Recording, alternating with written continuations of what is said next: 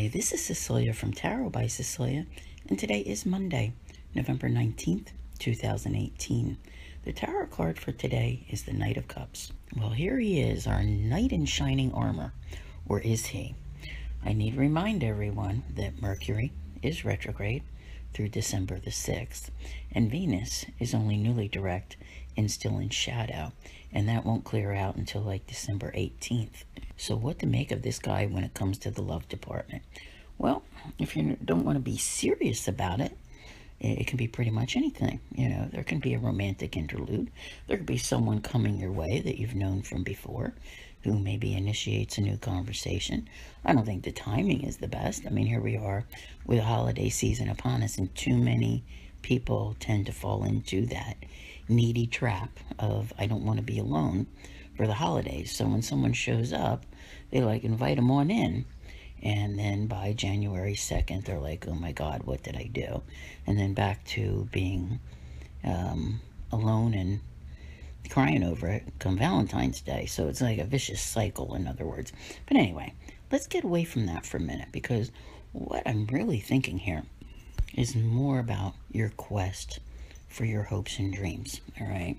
This guy's a bit of a daydreamer. There's nothing wrong with that, because, you know, if you can't dream it, you can't achieve it. But we have that Mercury retrograde.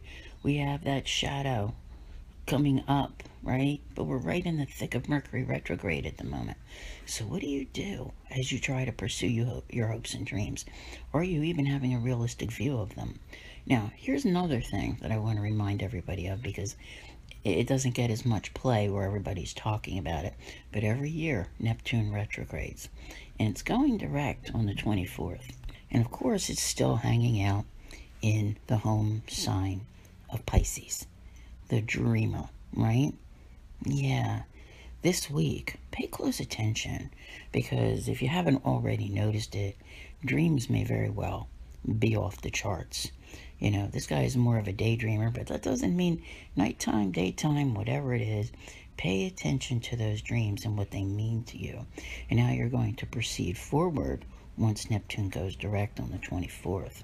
Also, last week on the 15th, Mars just finally moved on and is also in the sign of Pisces. And what does this mean? First of all, it's not a place that Mars is happy in. It can't wait to get home to Aries on December 31st. But in the meantime, you know, that energy is not as forceful. Maybe it's, you know, proceeding with those rose-colored glasses and, you know, using that energy more so with, like, how you dream. And I don't mean the dreams themselves. I mean insofar as how it influences your actions. So you may find yourself doing things based on maybe not the facts, but what you feel emotionally deep inside today. All right?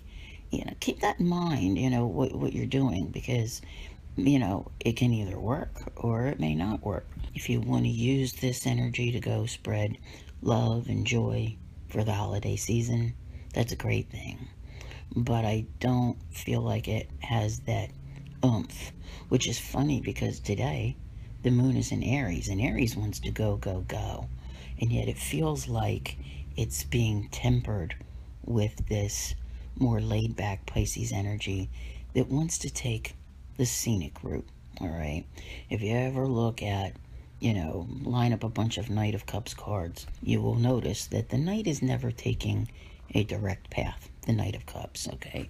Because he's always meandering. You know, he's looking around, he's checking things out, he's enjoying the back roads and the byways, and, you know, he just doesn't seem to be in a hurry to get to where he's going.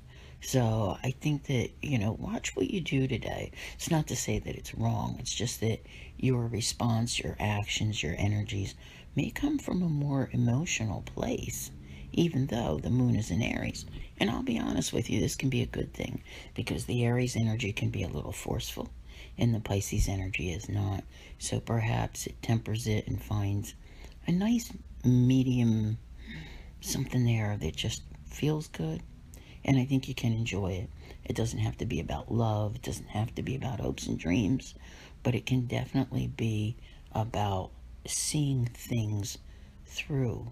I want to say like through different eyes and finding the beauty in the world around you rather than hurrying on through and missing out on so much.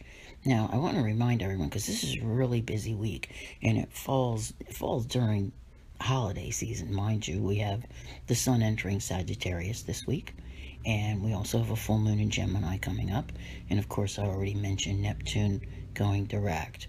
There are guidances available for all of these, plus there will be a love and finance for December, the sun signs for December.